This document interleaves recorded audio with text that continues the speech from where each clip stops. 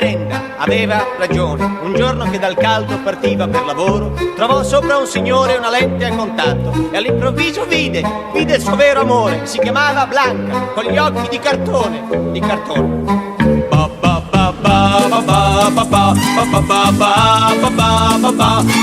Babbo si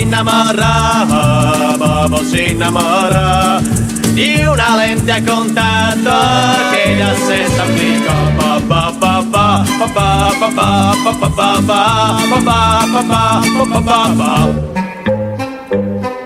E Blanca domandava: ma che lavoro fai laggiù nell'officina? Ma Bobo non parlava. A lui hanno detto che quelle strane uova con le ali di metallo son cose per bambini, di avvitare e svitare, svitare e avvitare, meglio di non parlare, meglio.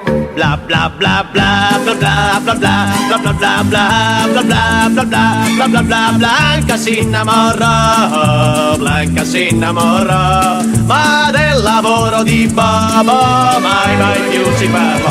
Bla bla bla bla bla bla bla bla bla bla bla bla bla bla bla bla bla bla.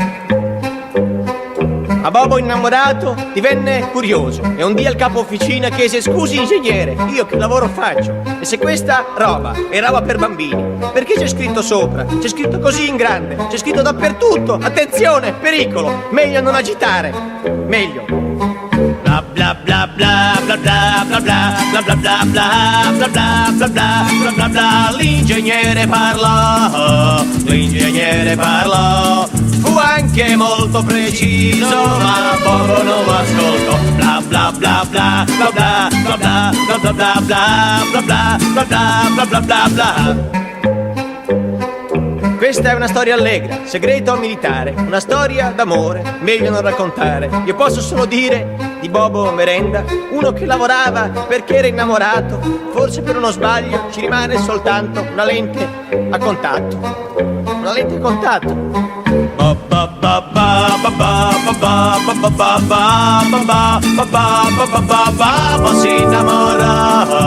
Bobo si innamorò di una lente a contatto che da sé s'applicò.